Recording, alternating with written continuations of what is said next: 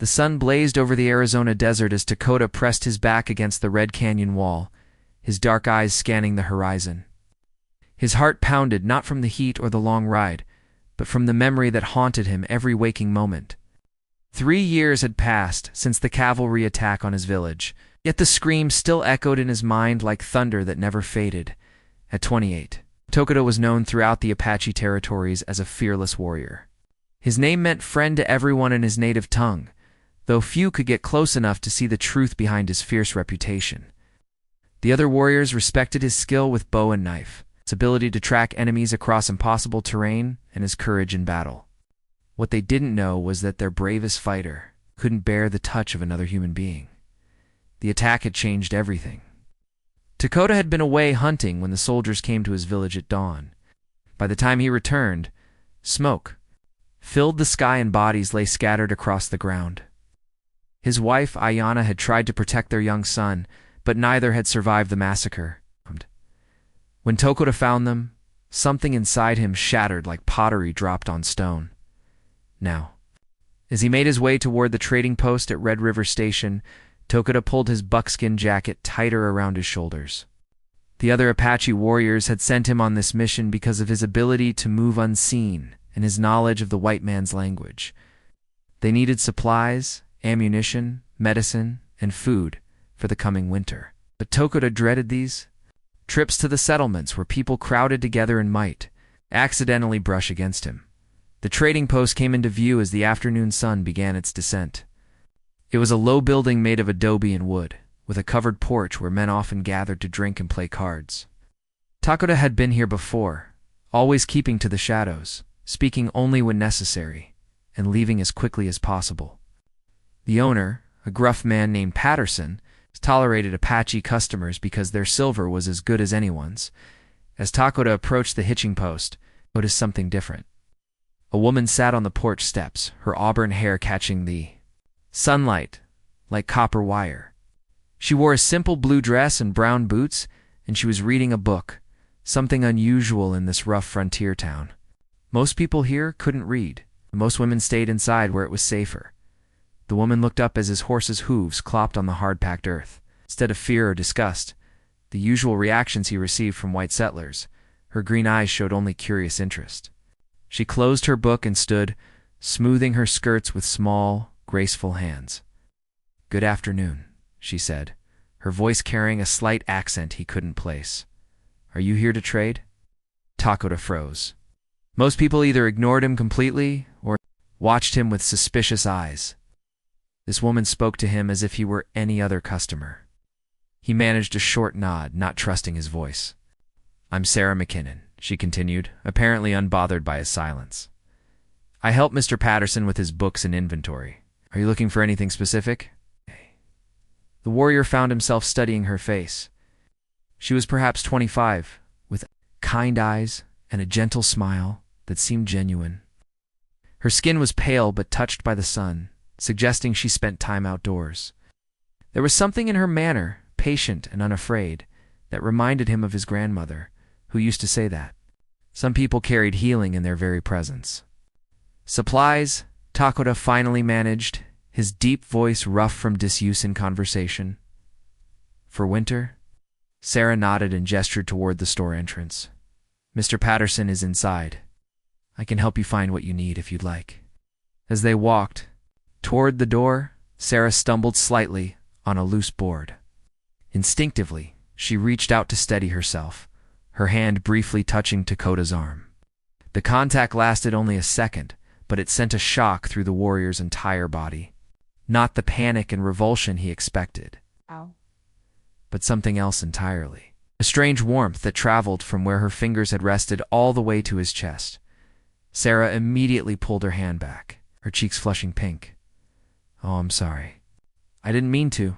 It's all right," Takota heard himself say, surprised by his own response. For 3 years, any unexpected touch had sent him into a cold sweat, sometimes even causing him to lash out in defensive anger. But this time, though his muscles had tensed, the usual terror hadn't come. Inside the dim store, Sarah moved efficiently among the shelves, helping Takota gather what he needed. She chatted easily about the weather, the quality of the goods, and life at the trading post. Never pressing him to respond, but somehow making his silence feel comfortable rather than awkward. When other customers entered, rough-looking men who eyed Takeda with suspicion, Sarah treated him with the same respect she showed everyone else. As the sun began to set, Takeda loaded his purchases onto his horse. He had spent far longer at the trading post than usual, and he couldn't quite understand why. Something about the woman's presence had made the usual anxiety fade into the background. "Will you be back this way again?" Sarah asked as he prepared to leave. Takeda looked at her, standing in the golden light of the setting sun, her book tucked under her arm. For the first time in 3 years, he found himself wanting to return somewhere, not for duty or necessity, but for something else entirely. "Perhaps," he said, then mounted his horse and rode away into the gathering darkness. The memory of her gentle touch, still warming his arm like a small flame against the desert's growing chill. 2 weeks passed before Takeda found a reason to return to Red River Station. His people needed more medical supplies, he told himself, though the medicine bundle was still half full from his last visit. The truth was simpler and more complicated. He couldn't stop thinking about Sarah, Kinnan, and the strange peace her presence had brought him. The Apache camp buzzed with activity as warriors prepared for the changing season. Children ran between the wickiups, their laughter echoing off the canyon walls, but Takeda felt separate from their joy. He sat apart from the evening fires as had become his habit. Watching but not participating in the community life that had once been his world, his friend Nolnish approached. Moving with the quiet grace all Apache warriors learned from childhood. Nolnish had been with Takeda during many raids, and he was one of the few who knew the full extent of Tokeda's struggles since the massacre. "You've been different," Nolnish observed, settling beside him but careful not to sit too close. "Quieter than usual, but also ... less angry," Takeda considered his friend's words. It was true. The constant rage that had burned in his chest for 3 years had dimmed to barely glowing embers. In its place was something unfamiliar, a curiosity about the white woman who had touched him without causing the usual storm of memories. "I met someone at the trading post," Takeda said finally. Nolnish raised an eyebrow. In the 3 years since the attack, Takeda had spoken to as few people as possible, Apache or otherwise. The idea that he had actually engaged with someone at the settlement was surprising. "A woman," Takeda continued, his voice barely above a whisper. "She touched my arm and I didn't quote." He couldn't finish the sentence, but Nolnish understood. Everyone in their band knew that Takeda couldn't bear physical contact. Warriors had learned to communicate with him through gestures and expressions, never clapping him on the shoulder or embracing him as they might other friends. "Perhaps the spirits are working to heal what was broken," Nolnish suggested gently. Meanwhile, at Red River Station, Sarah found herself watching the horizon more often than usual. She told herself it was simply concern for the Apache warrior who had seemed so troubled, but her heart knew better. There had been something in his dark eyes, a deep pain that called to something in her own soul. Sarah's life at the trading post was simple, but lonely. She had come west after her husband died of consumption back in Ohio, seeking a fresh start in a land where her past couldn't follow. Her skills with numbers and letters made her valuable to Mr. Patterson, but most of the rough men who frequented the post treated her as little more than furniture.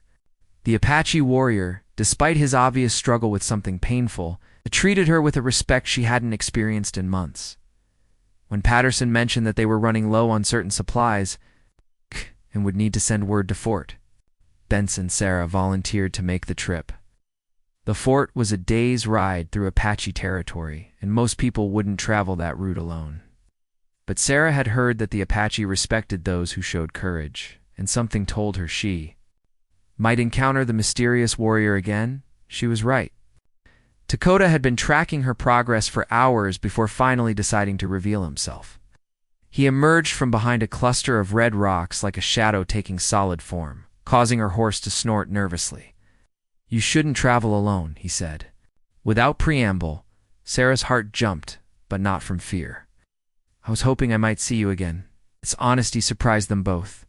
In the society Sarah had left behind, women didn't admit to thinking about men they barely knew. especially men from different worlds.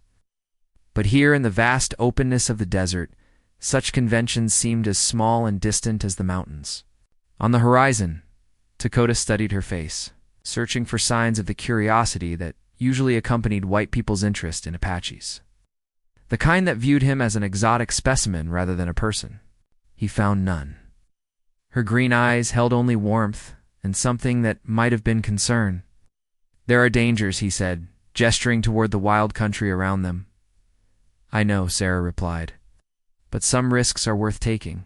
They rode together, in comfortable silence, Dakota keeping his horse several feet away from hers. Sarah noticed this distance but didn't comment on it.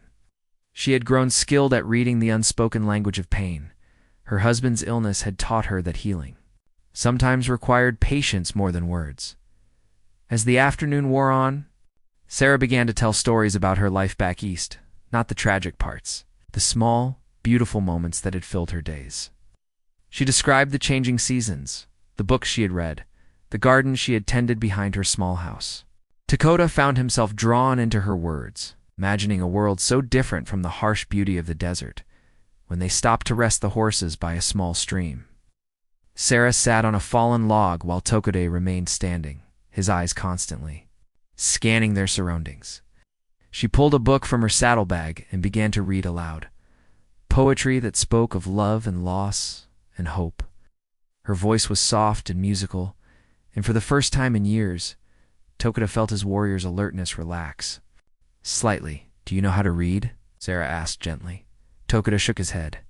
His people preserve their stories and knowledge through oral tradition. It's passed down through generations around evening fires. But as he listened to Sarah's voice bringing life to the words on the page, he felt curious about this different kind of storytelling. "I could teach you," Sarah offered, then quickly added, "if you wanted to learn." The suggestion hung in the air between them like smoke from a sacred fire. Learning to read would require time together, conversation, perhaps even sitting close enough that she could guide his eyes across the page. The old Tokata would have retreated immediately from such intimacy. But something in Sarah's presence made the idea seem possible rather than terrifying. "Why would you do this?" he asked. Sarah closed the book and looked directly into his eyes. "Because everyone deserves to hear the stories that speak to their heart, and because... She paused, gathering courage, because I think you carry stories of your own that need to be heard." As the sun began its descent toward the western peaks, they remounted their horses and continued toward the fort. But something had shifted between them during their rest by the stream, an understanding that they were both wounded souls who had found unexpected comfort in each other's presence. That night, Dakota made his solitary camp several miles from the fort. He found himself imagining what it would be like to sit beside Sarah as she taught him to transform the mysterious marks on paper into words and meaning. For the first time since the massacre, he fell asleep without the nightmare of burning wiki-ups and screaming voices. The first reading lesson took place under a cottonwood tree behind the trading post, away from curious eyes and judgmental stares. Sarah had chosen the spot carefully, understanding that Takode needed privacy for this vulnerable experience. She brought a simple primer filled with basic words and pictures, the kind usually used for children, but she presented it without embarrassment or condescension. Dakota approached learning the way he approached everything else, with intense focus and determination. His calloused fingers traced the letters as Sarah pronounced each sound, his brow furrowed in concentration. The warrior who could track a deer across solid rock and read the meaning in cloud formations now struggled with the simple word, cat. "Don't think so hard," Sarah suggested gently. "Let the sounds flow together, like water finding its path." Something in her voice reminded Dakota of his grandmother's teaching methods. The old woman had taught him to hunt not by forcing knowledge, but by creating space for understanding to grow naturally. He relaxed his shoulders and tried again. "Cat," he said, and Sarah's face lit up with genuine joy. Their lessons became a routine over the following weeks. Sarah would finish her work at the trading post, then meet Dakota by the cottonwood tree. Sometimes they worked with books, other Times she would write words in the dirt with a stick, teaching him to recognize letters in different forms. Slowly, carefully, they began to share pieces of their lives. Sarah told him about her childhood in Ohio, where her father had been a school teacher who believed education was the greatest gift one person could give another. She spoke of her late husband Thomas, who had encouraged her dreams of travel and adventure even as illness weakened his body. In return, Dakota began to share memories from before the massacre, stories of hunting with his father, ceremonies under starlit skies, and the gentle wisdom of Apache traditions. But the most significant change wasn't in his reading ability. It was in the gradual decrease of distance between them. During their first lesson, Dakota had sat several feet away, tense and ready to flee.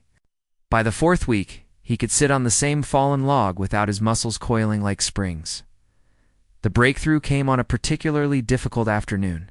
Dakota had been struggling with a paragraph about friendship, the words seeming to dance and blur on the page. Frustration had been building in his chest, the familiar anger that had been his companion for 3 years beginning to rise. "I cannot do this," he said, pushing the book away. "These marks mean nothing to me." Sarah saw the pain beneath his anger, the same expression she had seen on Thomas's face when the coughing fits left him exhausted and defeated. Without thinking, she reached out and placed her hand over his on the book. This time, Dakota didn't pull away. The warmth of her touch traveled up his arm and seemed to quiet something wild and frightened in his chest. Sarah felt the tension in his muscles, but also sensed his determination not to retreat. "They mean nothing now," she said softly, her hand still covering his.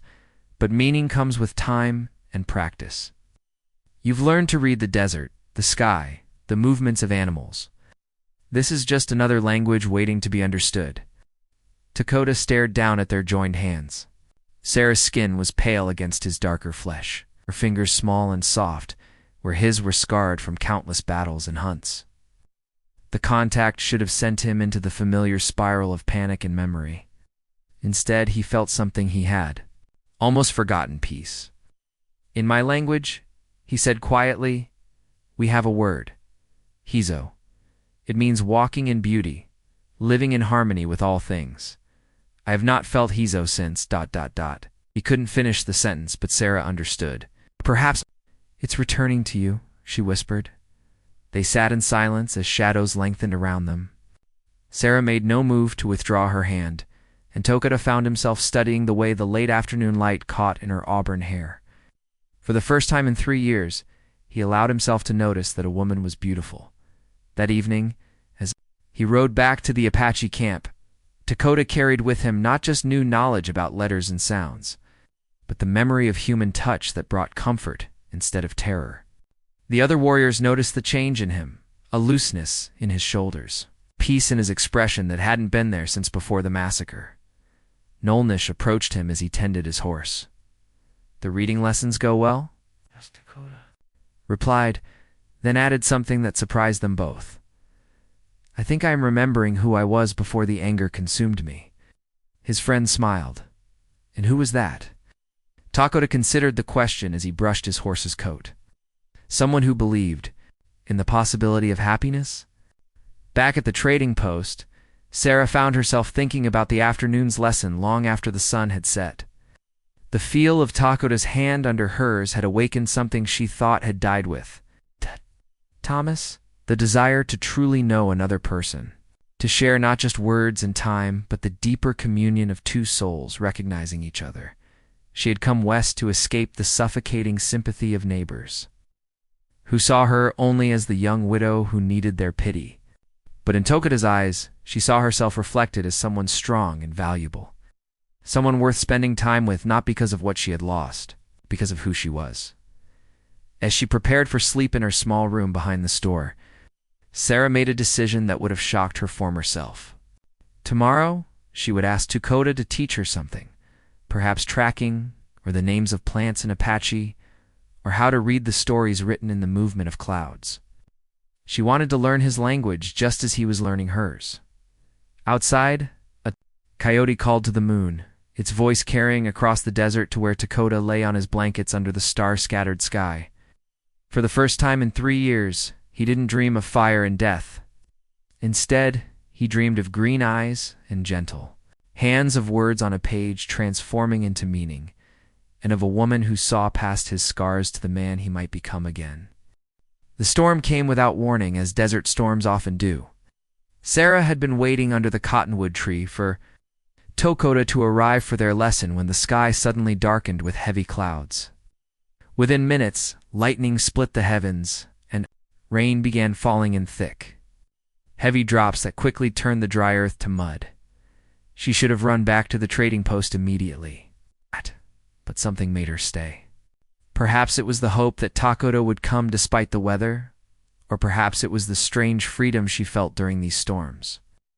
When the desert showed its wild, untamed nature, when Tokoda appeared through the curtain of rain, his dark hair plastered to his head and his buckskin shirt clinging to his powerful frame, Sarah felt her heart skip in a way that had nothing to do with surprise.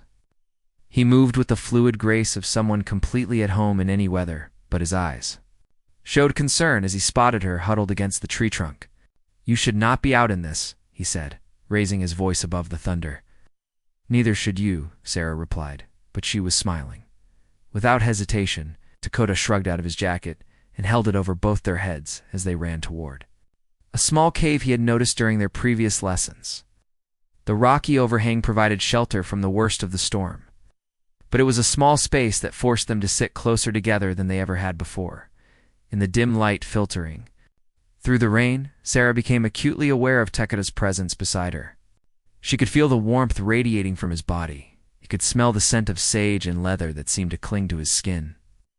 When lightning illuminated the cave, she caught him looking at her with an expression she had never seen before. Not the guarded wariness of their early meetings, but something deeper and more vulnerable. "Tell me about the storm," she said softly, partly to break the tension, and partly because she genuinely wanted to understand how he experienced the world around them. Tokoda was quiet for a long moment, listening to the rain drumming against the rocks outside. "My people believe that storms carry messages from the spirit world," he said finally. "Thunder is the voice of the sky spirits, and lightning shows us truths we might otherwise miss. What truth is this storm showing us?" Sarah asked. Tokoda turned to look at her, and in the next flash of lightning, Sarah saw something in his eyes that made her breath catch. "That some things cannot be learned from books," he whispered. The space between them seemed to shrink until Sarah could feel his breath warm against her cheek. For a moment that stretched like honey, they simply looked at each other, both aware that they stood at the edge of something that would change everything. Then Tokoda pulled back, the familiar tension returning to his shoulders. "I should not," he said, his voice rough with conflict. "You don't understand what I am, what I've done." But Sarah had spent months watching him, learning to read the language of his expressions and gestures. She saw past his words to the fear. Underneath, not fear of her, but fear of his own capacity to feel again. "I know that you're a man who has survived a terrible loss," she said gently. "I know that you're gentle with horses and patient with a foolish white woman who insists on teaching you to read. I know that you make me feel less alone in this world." The storm raged outside, but inside the small cave, everything had gone. Very still. Tokoda stared at Sarah as if seeing her for the first time, and perhaps in some ways he was. For 3 years, he had viewed the world through the filter of rage and grief. Now, looking at this woman who had somehow slipped past all his defenses, he began to see possibilities he had thought were lost forever. "In my dreams," he said slowly, "I still see fire, still hear screams. Every night for 3 years." Sarah moved slightly closer, careful not to startle him. "In mine, I hear Thomas coughing. I see the way he looked at me near the end, as if he was already saying goodbye. Grief has its own language, doesn't it?" The simple acknowledgement that she, too, carried wounds seemed to unlock something in Tokoda. "I was not there," he whispered, the words torn from some deep place inside him. "I was hunting in the mountains when they came. If I had been in the village, you would have died with them," Sarah said firmly. "And then there would be no one left to carry their memory, no one to honor their lives by choosing to keep living." Lightning crashed again, closer this time, and in the brilliant white light, Dakota saw something that broke his heart and healed it at the same time. Sarah was crying not from pity or fear, but from a deep understanding of what it meant to survive when those you love cannot. Without thinking, without the careful control that had governed his every action for 3 years, Dakota reached out and gently wiped a tear from her cheek. His thumb traced the curve of her face, and when she didn't pull away, when she instead leaned slightly into his touch, something long frozen in his chest began to thaw. "I've forgotten how to be gentle," he said, his voice barely audible above. "The rain—" "No," Sarah whispered, covering his hand with hers as it rested against her face. "You've just forgotten that you deserve gentleness too." They stayed that way as the storm slowly moved past, 2 wounded souls, sharing the warmth of human contact and the beginning of something that might, with time and patience, grow into healing. When the rain finally stopped and shafts of golden sunlight began to penetrate the clouds, they emerged from the cave transformed. The desert after a storm was always. Beautiful flowers bloomed overnight from seeds that had waited months for water, and the air smelled clean and full of possibility. As they walked back toward the trading post, neither speaking but both acutely aware of the other's presence, Sarah realized that the lesson they had shared today couldn't be found in any book. That night, the first time since the massacre, Dakota's dreams were filled not with fire and death, but with green eyes and gentle touches, with the possibility that a heart could be broken and still learn to love again. And in her small room behind the trading post, Sarah fell asleep with her fingers pressed to the cheek where Dakota's hand had rested, finally understanding that some forms of healing require 2 people willing to trust each other with their deepest scars. The trouble began when Colonel Morrison arrived at Fort Benson with orders to pacify the Apache bands that had been raiding supply wagons near the territorial border. Morrison was the type of military man who saw all Indians as enemies to be eliminated rather than people to be understood, and his reputation for brutal tactics had preceded him across the frontier, Sarah first heard about. Morrison's presence when Patterson returned from a meeting at the fort, his weathered face grim with concern. "He's planning something big," the trader confided, as Sarah helped him inventory new supplies. "Talking about making examples, teaching lessons the Apache won't forget." A chill ran down Sarah's spine. Over the past month, since the afternoon, in the cave, her relationship with Dakota had deepened in ways that surprised them both. Their reading lessons had become conversations about everything from Apache traditions to Sarah's dreams of eventually opening a school. More importantly, Dakota had begun to heal in ways that went beyond his fear of physical touch. He could now sit beside her without tension, could accept her hand on his arm when she pointed out words on a page, could even manage brief embraces. When they met or parted, each small victory over his trauma felt like a miracle to both of them, but Sarah knew how fragile this progress was. "I need to warn him," she said without thinking. Patterson gave her a sharp look. "Warn who? You haven't been getting too friendly with that Apache who comes around, have you?" Sarah felt heat rise in her cheeks, but she met Patterson's gaze steadily. "His name is Dakota, and he's been nothing but respectful. If Colonel Morrison is planning some kind of attack, innocent people could be hurt." The old trader studied her for a long moment. "Sarah, girl, you're playing with fire. These aren't your people, and this isn't your fight. That Apache warrior might be different around you, but he's still a killer. Don't let a pretty face and sad story make you forget that." But Sarah had learned to see past the surface of things. She had watched Dakota's gentleness with animals, his respect for all living things, his struggle to rebuild himself after unspeakable loss. The man she knew was no killer by nature. He was someone who had been shaped by violence and was trying to find his way back to peace. That evening, she waited by their usual meeting place long past the time Dakota normally arrived. Just as she was beginning to worry, he appeared from the rocks above, moving with the unusual urgency she had come to associate with danger. "There are soldiers moving toward our territory," he said without preamble. "My scouts report a large force, more than we have seen before." Sarah's heart sank. Colonel Morrison. He arrived at Fort Benson 3 days ago with orders to end Apache resistance in this region. Dakota's expression hardened, the old warrior mask sliding over his features. For a moment, Sarah feared that all the progress they had made would disappear. "In the face of this new threat, how do you know this?" he asked, his voice carefully controlled. "Patterson told me. He was at the fort for a meeting." Sarah reached out instinctively, then stopped herself, remembering that touch might not be welcome when Tokoda was in warrior mode. But to her surprise, he took her hand in his, intertwining their fingers. "You warn me of danger to my people. This is not something the white world would approve of." Sarah squeezed his hand. "The white world has approved of many things I find shameful. My conscience answers to something higher than popular opinion." They stood in the fading light, hands clasped, both aware that they were likely facing the end of their fragile happiness. Morrison's reputation suggested that any Apache found in the area would be killed or captured, regardless of their actual involvement in the raids. "You must leave," Sarah said urgently. "Take your people and go deeper into the mountains until this passes." Tokoda shook his head. "Our winter camps are in these canyons. To leave now would mean death by cold and starvation for the children and elders. We will fight if we must." The thought of Tokoda in battle filled Sarah with a terror she hadn't expected.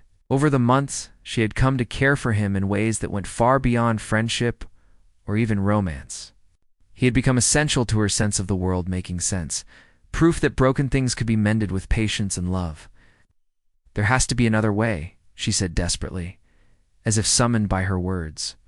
The sound of horses approaching echoed off the canyon walls. Both Sarah and Tokoda tensed, but the riders that emerged from the evening shadows wore civilian clothes rather than military uniforms. It was Patterson and two other men from the settlement, the blacksmith, Jenkins, and the Dr. Hartwell. All three looked uncomfortable but determined. "Figured we might find you to hear," Patterson said gruffly. "We need to talk." Sarah felt Tokoda's hand tighten on hers, but he didn't release her or step away. Whatever happened, they would face it together. "Word's getting around about Morrison's plans," Jenkins said, addressing both of them directly. "Some of us don't like what we're hearing. It's a difference between defending yourself and slaughtering people who've never done anything to you." Dr. Hartwell stepped forward. "I've patched up men from both sides of this conflict, seen what bullets and hatred do to human flesh, regardless of its color. Morrison's talking about wiping out entire bands, women and children included." Sarah stared at the three men, hardly daring to hope. "What are you saying?" "We're saying that maybe it's time for some of us white folks to remember that there's more than one way to solve problems," Patterson replied. "Jenkins here knows the back trails better than anyone. Hartwell's got connections at territorial headquarters, and I've got supplies that people need." Tokoda had remained silent during this exchange, but Sarah could feel the tension in his body beginning to ease slightly. "You would help my people escape? We'd help prevent a massacre," Dr. Hartwell corrected gently. "What Morrison's planning isn't war, it's murder. Some of us still have consciences that work." As the unlikely group began to discuss practical details of moving the Apache camp to safety, Sarah felt Tokoda's thumb trace gentle circles on the back of her hand. When she looked up at him, she saw something in his eyes that hadn't been there before. Not just healing from his trauma, but hope for a future that included her. The plan they devised was dangerous and complicated, requiring perfect timing and considerable luck. But for the first time since Colonel Morrison's arrival, Sarah felt that they might actually have a chance, and more than that. She felt proud to be part of a world where people of different backgrounds could choose compassion over hatred, understanding over fear. As the meeting broke up and the men prepared to return to town, Tokoda pulled Sarah aside. In the moonlight, his face was serious, but no longer guarded. "If this fails," he said quietly, "I want you to know that you have given me back something I thought was lost forever." "What's that?" Sarah whispered. "The belief that love is stronger than loss," he replied, and leaned down and kissed her forehead with infinite tenderness as she rode back toward the trading post that night.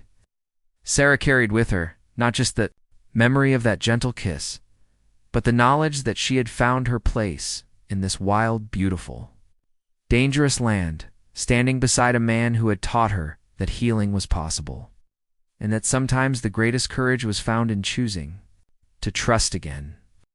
The evacuation began before dawn, moving like shadows through the canyon paths Jenkins had mapped out over years of hunting and trading.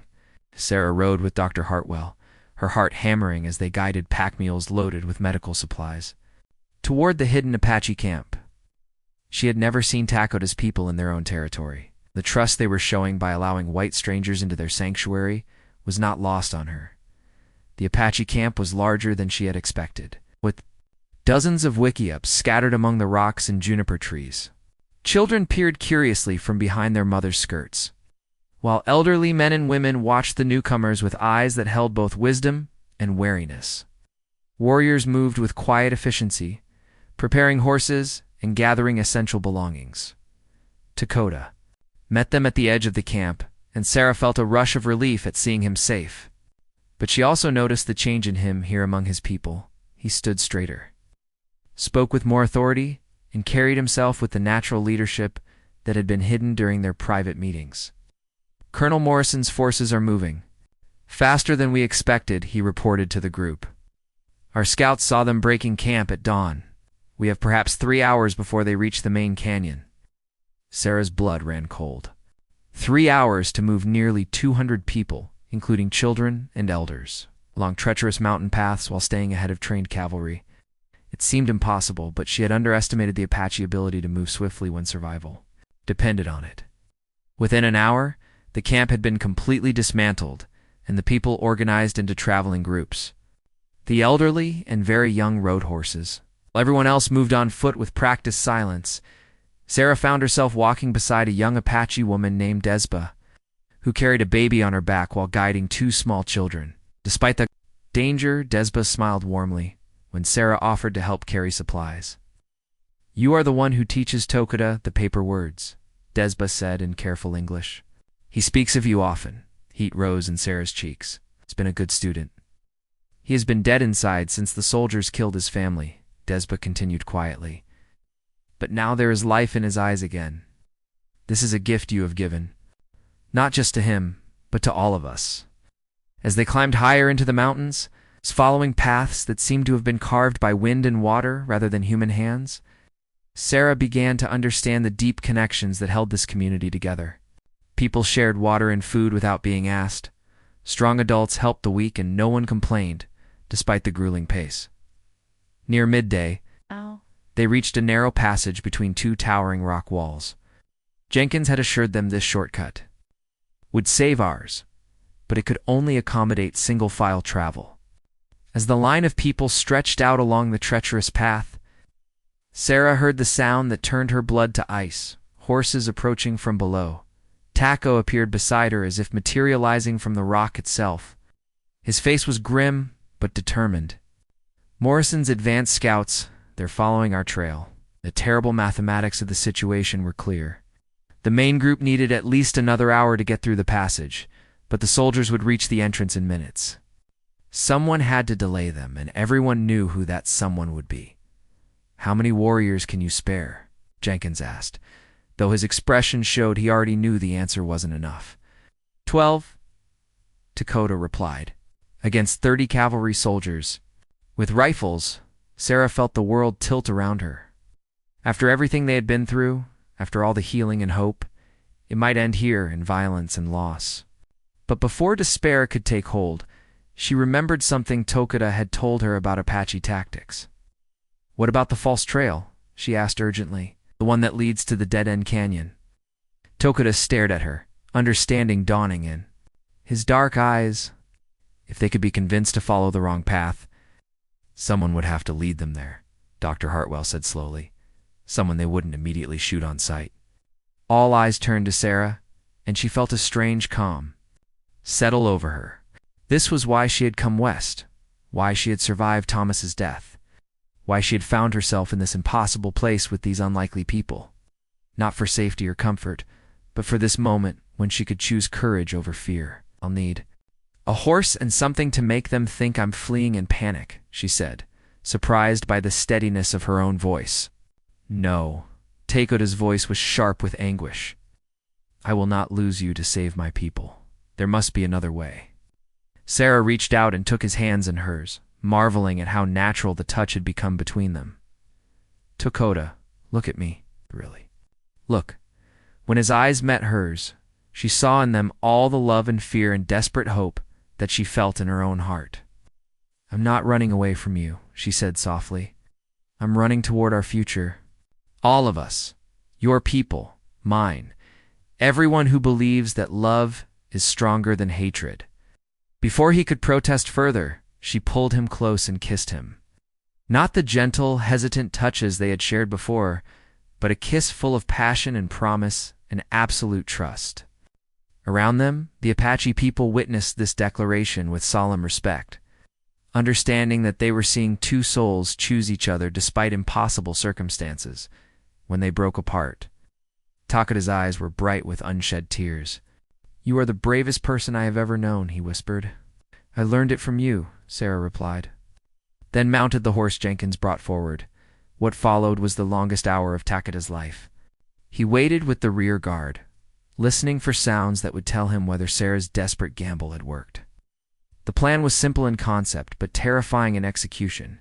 She would let Morrison's scouts see her fleeing along the falls trail, then disappear into the maze of side canyons Jenkins had described. If the ruse worked, the soldiers would waste precious time searching the dead-end canyon. If it failed, ... The sound of gunshots echoing off distant rocks nearly brought Takada to his knees. But then, as the sun began to set, a lone rider appeared. On the ridge above, Sarah, dusty and exhausted but alive, letting a horse that limped slightly from the hard ride over rough ground. The reunion took place in the high meadow where the Apache would make their winter camp, safe from Morrison's reach. When Sarah dismounted, her legs shaking from exhaustion and relief, Takada swept her into his arms and held her as if he'd never intended to let go. "The soldiers?" he asked against her hair. "Lost in the maze for hours," Sarah replied, her voice muffled against his chest. "By the time they find their way out, we'll be long gone."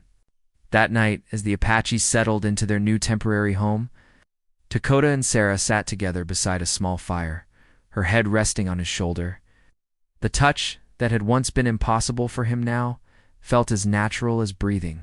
"What happens "Now?" Sarah asked quietly. Takada was silent for a long moment, considering. "My people will be safe here through the winter. Morrison will eventually give up and move on to other concerns. Spring will come, as it always does, and us." He turned to look at her, and in his eyes Sarah saw not the haunted warrior she had first met, but a man who had rediscovered his capacity for joy. "In the spring," he said, "we will build something new. Not Apache or white, but something that belongs to both of us, and to this land we both love."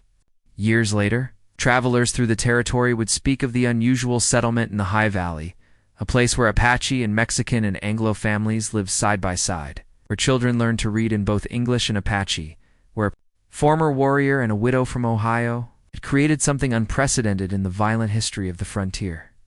A community built on understanding rather than fear. Sarah never returned to her old life in Ohio. She had found something far more valuable in the desert, not just love, but the knowledge that broken things could indeed be healed, that touch could bring comfort instead of pain, and that sometimes the greatest courage was found in choosing trust over safety.